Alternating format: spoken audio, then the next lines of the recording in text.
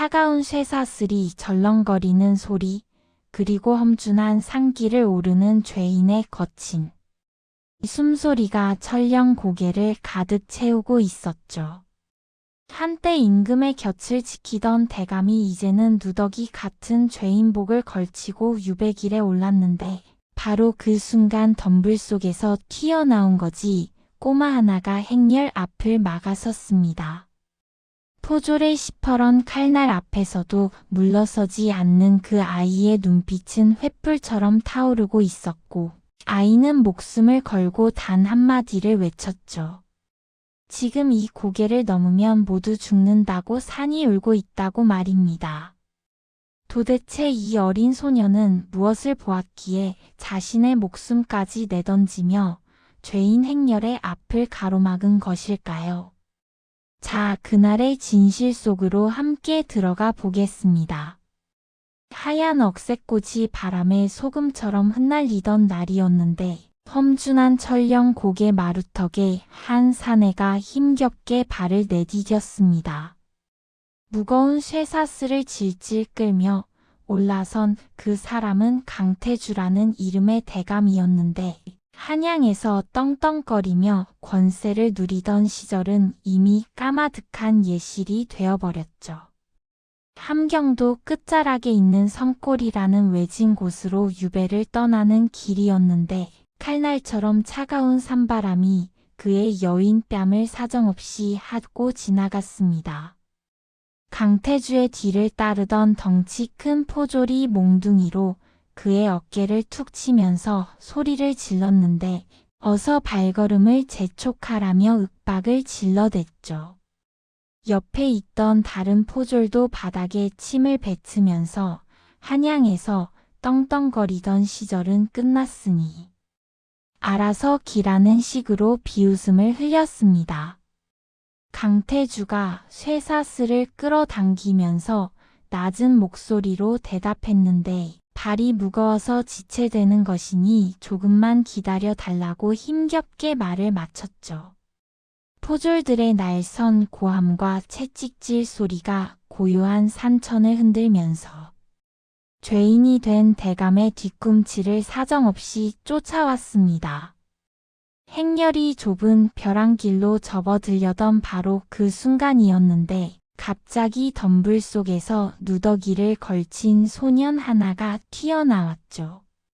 그 소년의 이름은 현우였는데 행렬의 앞을 단호하게 가로막고 서더니 횃불처럼 번뜩이는 눈으로 강태주를 똑바로 쳐다봤습니다. 현우가 목청을 높여서 외쳤는데 지금 이 고개를 넘으면 안 된다고 모두 죽게 될 거라고 필사적으로 소리쳤죠. 포졸이 눈을 부릅뜨고 몽둥이를 치켜들면서 이 요망한 놈이 어디서 감히 길을 막느냐며 호통을 쳤습니다. 그러나 현우는 물러서지 않고 강태주의 옷자락을 붙잡고 매달리면서 제발 말을 들으라고 애원했는데 지금 산이 울고 있다고 했죠. 곧 흙더미가 쏟아져 내려서 이곳을 덮칠 거라고 현우가 필사적인 눈빛으로 경고했는데 포졸은 그런 현우의 멱살을 잡아 올리면서 주먹을 휘두르려 했습니다. 바로 그때 강태주가 앞을 가로막으면서 포졸의 팔을 붙잡았는데 잠깐 멈추라고 아이의 눈빛이 예사롭지 않다고 위엄있게 말했죠. 강태주는 아이의 간절한 눈망울을 가만히 응시했는데 그 눈빛 속에서 무언가 범상치 않은 것을 느꼈던 겁니다. 포졸이 콧방귀를 끼면서 강태주의 손을 거칠게 뿌리쳤는데 미친 아이의 헛소리를 믿으라는 거냐며 짜증 섞인 목소리로 대꾸했죠.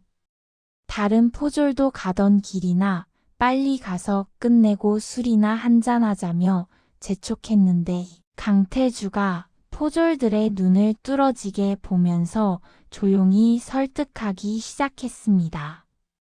자네들도 목숨은 아깝지 않은가 하고 물었는데 내가 죽으면 자네들도 무사하지 못할 것이라며 포졸들의 심리를 파고들었죠. 아이의 말대로 돌아가서 우리 모두 목숨을 지키는 게 어떻겠느냐고 강태주가 제안했는데 포졸들은 어이없다는 듯 모지 이기는 척하면서도 결국 고개를 끄덕였습니다. 몽둥이를 내리면서 정 그렇다면 돌아가겠다고 했는데 다만 늦어지면 모두 대감 책임이라며 툴툴거리면서 행렬의 방향을 틀었죠. 현우가 땅바닥 위를 기어가는 개미떼를 손가락으로 가리키면서 덧붙였는데 저것 보시라고 땅속의 벌레들이 벌써 피난을 가고 있지 않느냐고 했습니다. 현우가 흙에서 나는 비릿한 습기 냄새를 맡으면서 말했는데 산줄기에 맥이 끊기기 직전이라 땅이 비명을 지르고 있는 거라고 했죠. 행렬이 현우의 안내를 받아서 샛길로 우회했는데 길을 돌린 지 얼마 되지 않았을 때 하늘이 무너지는 듯한 굉음이 들려왔습니다. 철령 고개 전체가 거대한 먼지 구름을 일으키면서 산이 무너지기 시작했는데 흙더미가 마치 폭포처럼 쏟아져 내렸죠. 조금 전까지 일행이 서 있으려 했던 자리는 완전히 사라져 버렸는데 집채만 한 바위와 흙더미에 파묻혀서 흔적도 없이 되어버렸습니다. 포졸들이 사색이 되어서 바닥에 주저앉았는데 살았다고 정말로 산이 무너졌다고 떨리는 목소리로 외쳤죠. 강태주는 흙먼지 너머를 묵묵히 응시하다가 현우의 어깨를 가만히 짚으면서 물었는데 어찌 이렇게 앞을 내다보는 눈을 가졌느냐고 전율 어린 목소리로 말했습니다. 현우가 흙투성이가 된 손으로 자신의 가슴을 누르면서 대답했는데 땅바닥에서 울리는 비명이 자기 심장까지 전해졌다고 했죠. 땅은 거짓말을 하지 않는다고, 그리고 이 어르신을 살려야 한다고 땅이 말했다고. 현우가 진지한 표정으로 강태주를 바라보면서 말했습니다. 강태주는 소년의 비범함에 깊은 생각에 잠겼는데 이 아이가 보통 아이가 아니라는 것을 직감적으로 알아챘던 거죠. 길고 고된 여정 끝에 일행은 마침내 유배지에 도착했는데 그곳은 가시나무 울타리가 빽빽하게 둘러쳐진 음침한 집이었습니다. 포졸들이 강태주를 울타리 안으로 거칠게 밀어넣으면서 말했는데 이제 여기가 당신의 무덤이니 쥐 죽은 듯이 지내라고 했죠. 강태주는 냉골린 방바닥에 털썩 주저앉아서 무거운 한숨을 길게 내쉬었는데 바로 그때 가시 울타리 너머 옆집에서 인기척이 들려왔습니다.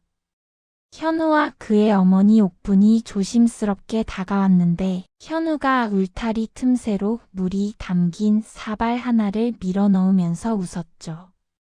어르신 저 기억하시죠? 하고 물으면서 이 물 좀 드시라고 했는데 옥분도 안쓰러운 표정으로 강태주를 바라보면서 목은 축여야 하지 않겠느냐고 다정하게 권했습니다. 강태주는 사발을 받아서 단숨에 들이켰는데 현우를 바라보면서 천천히 입을 열어 고맙다고 내 덕분에 목숨도 구하고 귀한 물도 마신다고 했죠.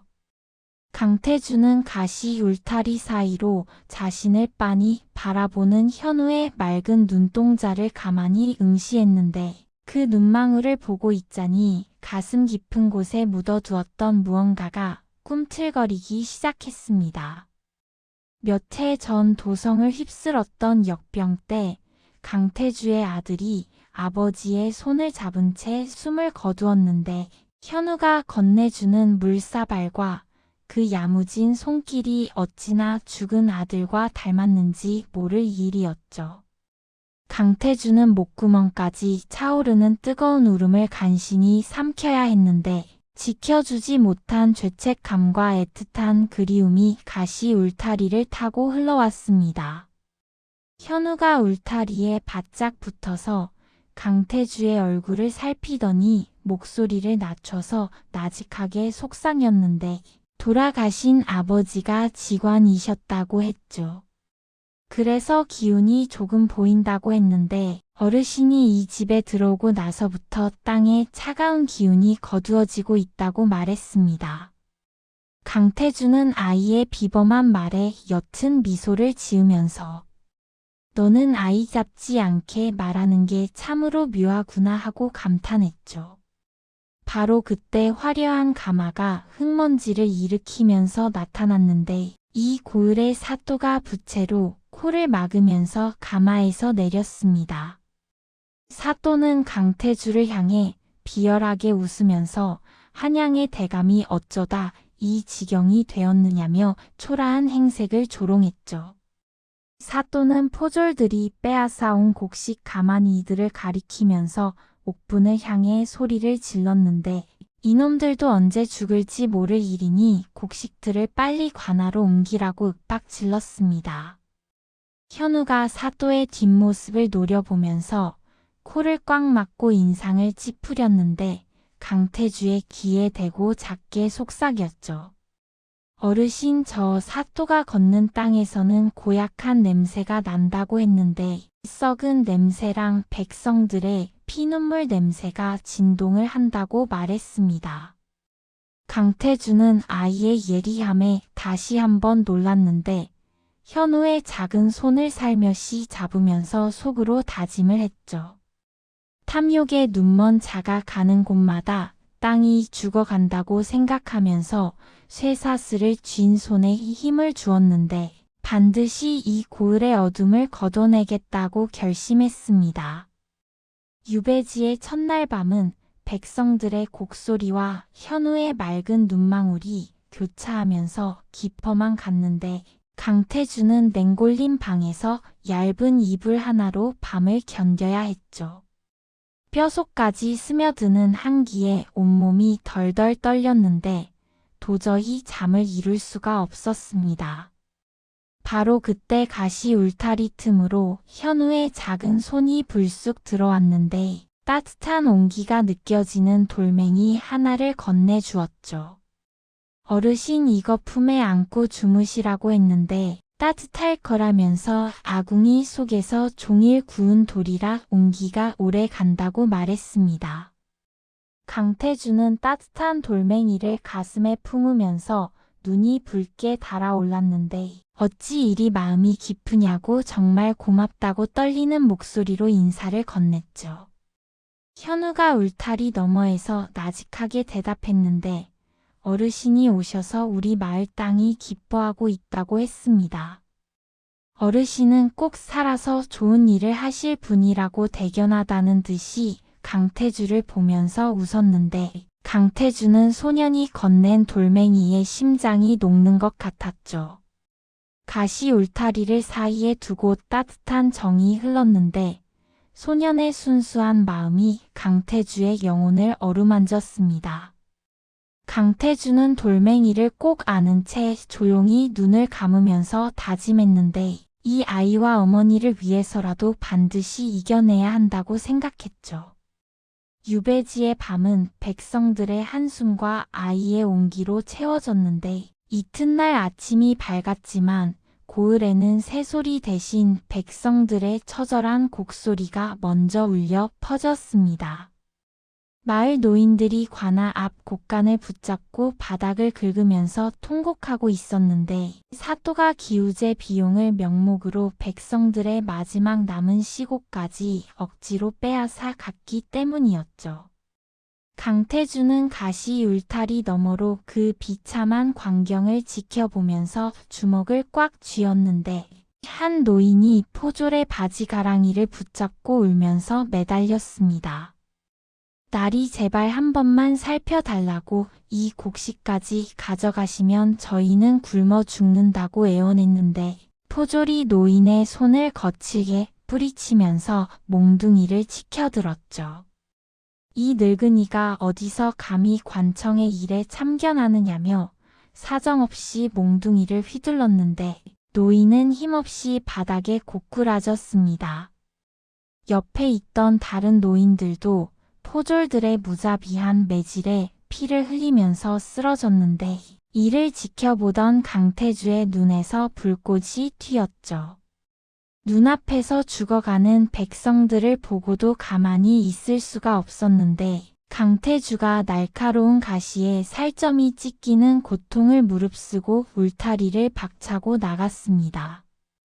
쇠사슬을 거칠게 흔들면서 노인들 앞을 가로막았는데 그만두라고 죄 없는 노인들에게 이 무슨 천인공노할 짓이냐고 위엄서린 목소리로 꾸짖었죠. 포졸이 당황해서 몽둥이를 멈추고 강태주를 노려보면서 말했는데 유배 주제에 어딜 감히 함부로 나다니느냐며 호통을 쳤습니다. 내 놈도 매맛을 봐야 정신을 차리겠구나 하면서 포졸들이 달려들어 강태주의 등과 어깨를 무자비하게 내리치기 시작했죠. 강태주는 노인들을 자신의 등 뒤로 숨기고 신음소리 하나 내지 않은 채 그 매질을 온몸으로 받아냈는데 바로 그때 사또가 화려한 비단 옷을 펄럭이면서 가마에서 내렸습니다. 사또가 입가에 비릿한 웃음을 띠면서 강태주에게 다가왔는데 죄인이 유배지를 이탈해서 관아의 일을 방해하다니 정녕 죽고 싶은 모양이구나 하고 말했죠. 부채로 강태주의 뺨을 톡톡 건드리면서 모욕을 줬는데 강태주가 고개를 꼿꼿이 들고 사또의 눈을 뚫어지게 응시하면서 대답했습니다. 백성을 굶겨 죽이는 관장은 사람이 아니라 짐승이라고 하늘이 무섭지 않으시냐고 당당하게 말했는데 사또가 경악해서 강태주의 뺨을 세차게 후려쳤죠. 이놈이 끝까지 주둥아리를 놀리는구나 하면서 여봐라. 이놈을 당장 관아 마당에 꿀리라고 명령했습니다. 강태주는 피투성이가 된 채 관아 마당에서 뜨거운 태양을 받으면서 무릎을 꿇어야 했는데 백성들은 그런 강태주를 보면서 소리 없이 눈물을 흘렸죠. 현우는 울타리 너머에서 그 광경을 보면서 가슴을 쳤는데 사또가 흡족한 듯 강태주를 내려다보면서 옥분에게 명령했습니다. 저 고집불통인 죄인이 정신을 차릴 때까지 물 한 모금 주지 말라고 했는데 어기면 너희들도 무사하지 못할 것이라고 협박했죠. 밤이 깊어서야 강태주는 가시 울타리 안으로 돌아올 수 있었는데 현우가 쑥을 찧어 만든 약초를 들고 어두운 울타리 틈새로 기어 들어왔습니다. 현우가 강태주의 처참한 상처에 약초를 발라주면서 그르르 느끼듯이 물었는데 어르신 왜 그러셨냐고 저 나쁜 사또한테 맞으면 뼈가 부러질지도 모르는데 하고 젖은 목소리로 말했죠. 강태주가 현우의 작은 손을 꼭 잡으면서 부드럽게 웃어 보였는데 현우야 어르신은 괜찮다고 사람의 도리를 다하는 것이 매를 맞는 것보다 훨씬 소중한 법이라고 대견하다는 듯이 말했습니다. 강태주가 현우의 눈물을 닦아주면서 위로했는데 그 무렵 고을에는 극심한 가뭄이 닥쳐서 백성들이 마른 우물을 붙잡고 울부짖고 있었죠. 현우가 낮에 산속에서 본 기이한 광경을 떠올리면서 강태주에게 다가왔는데 산줄기를 타고 올라가 봤더니 뭔가 이상했다고 말했습니다. 흙바닥에 나뭇가지로 물길의 모양을 그리면서 나직하게 속삭였는데 사또가 자기 집을 크게 지으려고 산 뒤편의 물길을 커다란 바위들로 막아버렸다고 했죠. 그래서 우리 마을 우물이 마른 거라고 확신에 찬 목소리로 말하면서 산 위쪽을 가리켰는데 강태주는 현우가 그린 지도를 가만히 살피더니 결심한 듯 입을 열었습니다. 현우야, 내 말이 맞다면 그 바위들만 치워도 물은 다시 흐를 것이라고 했는데 오늘 밤 직접 나설 테니 마을 사람들을 조용히 불러오라고 당부했죠. 밤이 깊어지자 강태주는 쇠사슬의 소리를 죽인 채 울타리를 넘었는데 강태주와 현우 그리고 마을 장정들이 어둠을 틈타 산 중턱으로 향했습니다. 현우가 물소리가 들리는 바위 틈을 지목하자 강태주가 장정들과 함께 지렛대를 밀어넣으면서 소리쳤는데 하나 둘 힘을 내시라고 이 바위만 치우면 아이들이 물을 마실 수 있다고 했죠. 팔 근육이 떨리도록 온 힘을 다했는데 우지끈하는 소리와 함께 거대한 바위가 굴러떨어지면서 막혀있던 물주기가 폭포처럼 터져 나왔습니다. 메말랐던 우물마다 시원한 물소리가 들리기 시작하자 백성들이 환호성을 질렀는데 물이 나온다고 진짜 물이 나왔다고 하늘이 도우셨다고 외쳤죠. 마을 사람들이 기쁨에 겨워서 강태주와 현우의 손을 맞잡고 춤을 췄는데 하지만 사또는 갑자기 물이 흐르는 것을 이상하게 여기면서 유배지의 감시를 대폭 강화했습니다. 그 무렵 관아에서 무수리로 일하던 옥분이 창백해진 얼굴로 현우에게 달려왔는데 오늘 사또의 방을 치우다가 아주 이상한 걸 봤다고 했죠. 목소리를 낮춰서 현우의 귀에 대고 다급하게 말했는데 붉은 도장이 찍힌 나무 상자 안에 종이들이 가득했다고 했습니다. 장부마다 쌀 가마니 그림이 수만 개도 넘게 그려져 있었는데 사또가 그걸 보면서 아주 흉하게 웃고 있더라고 말했죠. 현우는 어머니의 묘사를 듣자마자 그것이 백성들에게 빼앗은 진짜 곡식의 수량이 적힌 비밀 명부임을 알아챘는데 곧장 강태주에게 달려가서 내부의 은밀한 상황을 낱낱이 전달했습니다. 어르신 사또가 숨긴 진짜 장부를 찾았다고 했는데 어머니가 본 그 상자가 분명하다면서 반짝이는 눈으로 강태주를 바라봤죠. 강태주는 현우의 어깨를 토닥이면서 깊은 생각에 잠겼는데 이제 사또의 숨통을 조일 결정적인 단서를 쥐었음을 직감했습니다. 현우야, 그동안 정말 장한 일을 해냈구나. 너와 어머니의 용기가 이 고을을 살릴 것이라고 낮은 목소리로 다짐하듯 말했죠. 강태주는 품 안 깊숙한 곳을 가만히 만져보면서 차가운 밤 공기를 들이켰는데 가시 울타리 안에는 이제 절망이 아닌 무서운 심판의 기운이 조용히 차오르고 있었습니다. 마을 우물에 물이 터진 날 이후로 사또의 관아에는 벌집을 건드린 듯 흉흉한 기운이 감돌았는데 사또는 자신의 사절을 짓느라 막아둔 물길이 터진 것에 크게 분노하면서 범인을 잡으려 혈안이 되었죠. 사또가 관아 마당에서 포졸들에게 고함을 지르면서 건달한 채찍을 허공에 휘둘렀는데 이것들이 정녕 죽고 싶은 개냐고 유배 하나 감시 못해서 이런 변을 당했느냐고 씩씩거렸습니다. 옆에 서 있던 이방의 가슴팍을 가죽신으로 걷어찼는데 이방이 먼지 나는 바닥을 뒹굴면서 비굴하게 머리를 조아렸죠. 날이 송구합니다. 하지만 그 가시 울타리는 포졸들이 밤낮으로 지키고 있었다고 울먹이면서 변명하자 사또가 부채를 펴서 입가를 가리면서 나직하게 읊조렸습니다. 범인은 그 울타리 안에 있다고, 강태주 그놈이 분명하다고, 그리고 그 옆집 거지 꼬마랑 같이 일을 꾸몄을 거라고 했는데 사또의 눈빛이 먹이를 노리는 독사처럼 차갑게 번뜩였죠. 같은 시각 관아에서 허드레시를 하던 옥부는 사또의 방을 청소하다가 기이한 광경을 목격했는데 사또가 서랍 깊숙한 곳에서 붉은 비단에 쌓인 나무 괴짝을 꺼내서 하나하나 확인하는 것을 본 겁니다. 옥부는 가슴을 졸이면서 유배지로 돌아와 현우의 손을 꽉 잡고 그 사실을 알렸는데 아까 사또 방에서 빨간 천에 쌓인 나무 상자를 봤다고 겁에 질린 목소리로 주변을 살피면서 속삭였죠. 무슨 물건인지는 모르지만 장부 표지에 커다란 쌀 가마니 그림이랑 빨간 인장이 아주 무섭게 찍혀 있더라고 말했습니다.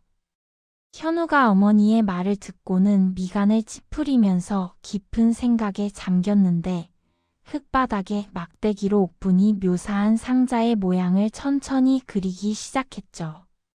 어머니, 그 상자 옆에 혹시 검은색으로 줄이 3개 그어져 있지는 않았냐고 나직한 목소리로 물었는데 옥분이 그래 맞다고 검은 줄 3개가 아주 진하게 그어져 있었다면서 고개를 세차게 끄덕였습니다. 그걸 어떻게 알았느냐고 옥분이 현우의 어깨를 붙잡으면서 물었는데 현우가 다급하게 강태주에게 달려가서 어머니가 사또 방에서 비밀 장부를 보셨다고 속삭였죠. 강태주의 눈빛이 날카로운 칼날처럼 변했는데 현우가 흙바닥에 그린 그림을 막대기로 가리키면서 설명을 이어갔습니다. 그 상자에 그어진 검은 줄 3개는 상인들이 수량을 속일 때 쓰는 암호라고 했는데 백성들에게는 한 가마니를 빼앗고 나라 장부에는 3 가마니를 빼앗은 것처럼 적어서 나머지를 빼돌린 거라고 확신에 찬 목소리로 말했죠. 강태주가 아이의 천재적인 추론에 전율을 느끼면서 가시 울타리를 움켜쥐었는데 울타리 너머 현우의 머리를 쓰다듬으면서 엄숙하게 말했습니다. 현우야, 네가 찾아낸 그 장부가 바로 사또의 목을 칠 단서라고? 그게 어디 있는지 알겠느냐고 물었죠. 현우가 관아 지도를 머릿속으로 그리면서 고개를 세차게 끄덕였는데 사또 침소 뒤편 바닥에 비밀 구멍이 있을 거라고 했습니다. 거기가 가장 은밀하고 습기가 차지 않는 자리라서 분명히 그곳에 숨겼을 거라고 말했는데 바로 그때 유배지 대문이 쾅 소리를 내면서 열리더니 사또의 측근 포졸들이 몽둥이를 들고 들이닥쳤죠. 포졸들이 쇠사슬을 절렁이면서 강태주와 현우의 앞을 험악하게 가로막았는데 이놈들 유배지에서 내통하면서 무슨 음모를 꾸미느냐고 고함을 질렀습니다. 당장 떨어지지 못하겠느냐면서 몽둥이로 가시 울타리를 내리치면서 귀가 먹먹하도록 소리를 질렀죠.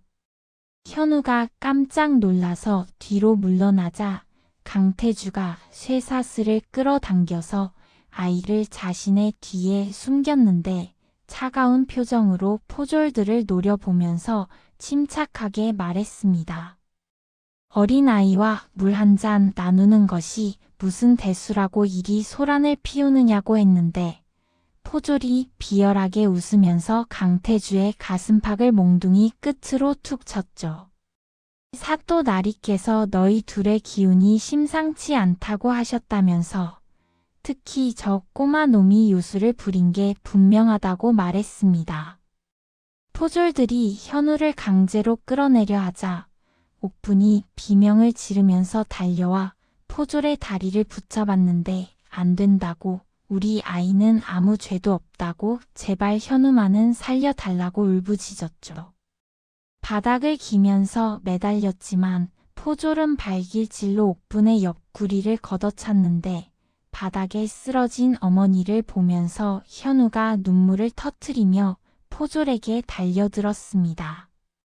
어머니 안 돼 하고 소리치면서 이 나쁜 놈들아, 우리 어머니를 왜 때리느냐고 포졸의 팔을 깨물면서 저항했는데 포졸이 현우의 뺨을 손바닥으로 세차게 때렸죠.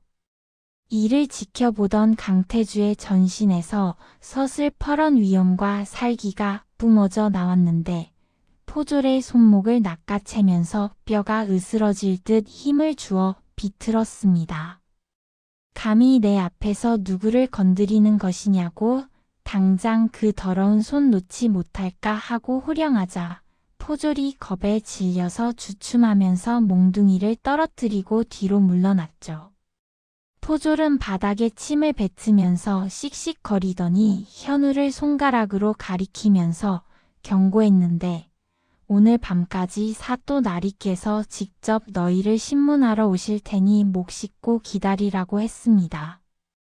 포졸들이 흙먼지를 일으키면서 물러가고 유배지에는 무거운 침묵이 내려앉았는데 강태주는 상처 입은 옥분과 겁에 질려 바들바들 떠는 현우를 보면서 피눈물을 삼켰죠.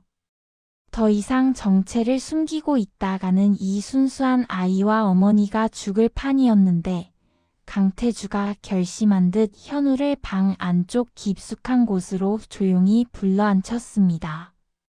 현우야, 나를 똑바로 보거라. 이제부터 내가 하는 말은 목숨보다 소중히 지켜야 한다고 엄숙한 목소리로 현우의 가쁜 어깨를 짚으면서 말했죠. 현우가 눈물을 닦으면서 강태주의 깊은 눈을 뚫어지게 응시했는데 강태주가 품 안 깊숙한 곳에서 붉은 비단으로 정성스럽게 싼 주머니를 꺼냈습니다. 그 안에서 햇살을 받은 금빛 마패가 눈부신 광채를 뿜으면서 모습을 드러냈는데 현우가 놀란 눈으로 마패를 쳐다보면서 숨을 죽이고 물었죠.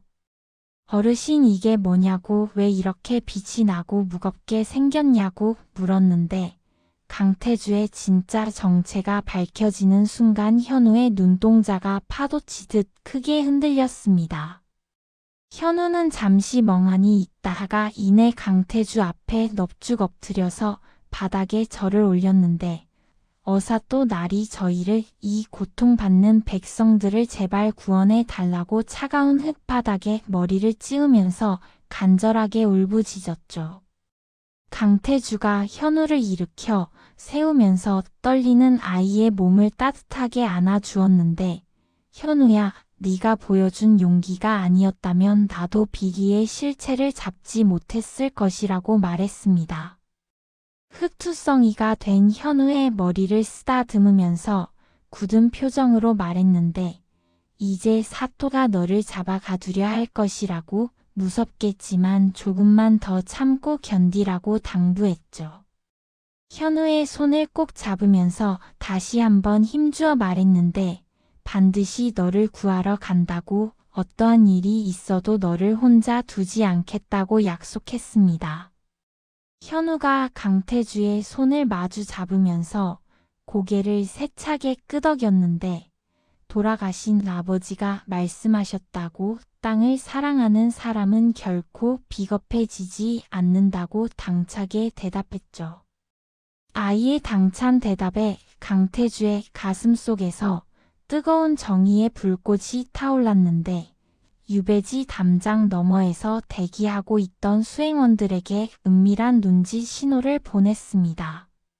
쇠사슬을 쥔 손에 피가 나도록 힘을 주면서 어둠 속에서 빛나는 출두의 순간을 준비했는데 강태주와 현우가 굳은 약속을 나눈 그날 밤 유배지의 문이 부서질 듯 열렸죠.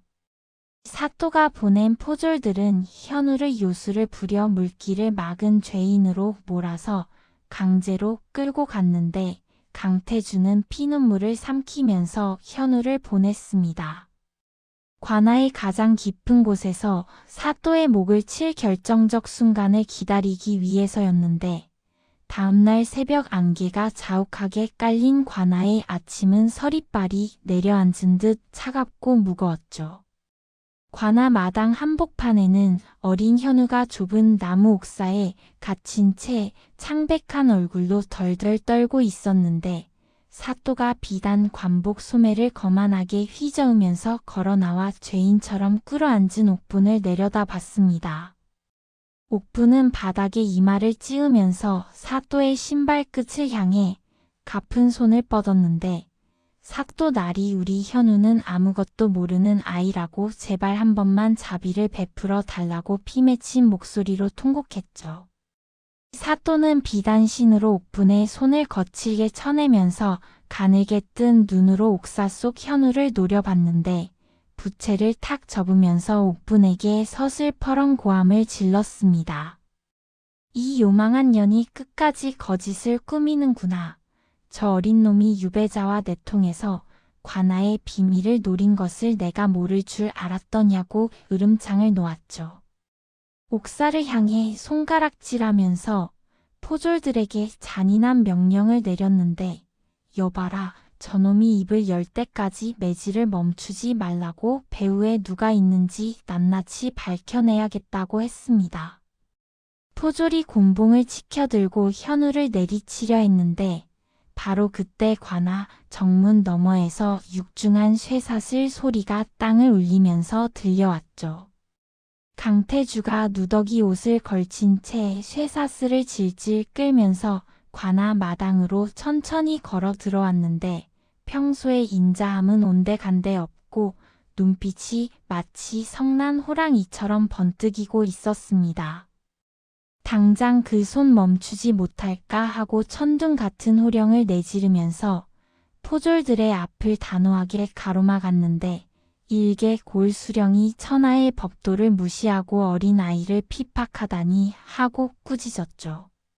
사또가 어처구니 없다는 듯 껄껄 웃으면서 강태주를 향해 비열한 조롱을 던졌는데 앞가림도 못하는 유배놈이 제 발로 죽으러 왔구나. 내 놈이 저 아이를 사주했느냐고 비아냥거렸습니다. 강태주는 콧소리를 치면서 사또의 눈을 뚫어지게 바라봤는데 옥사에 갇힌 현우와 눈을 맞추면서 나직하지만 힘있는 목소리로 물었죠. 현우야, 무섭지 않느냐? 저들의 위협에 굴하지 않을 자신이 있느냐고 물었는데 현우가 아픈 어깨를 감싸 안으면서도 눈을 부릅뜨고 강태주를 향해 고개를 끄덕였습니다.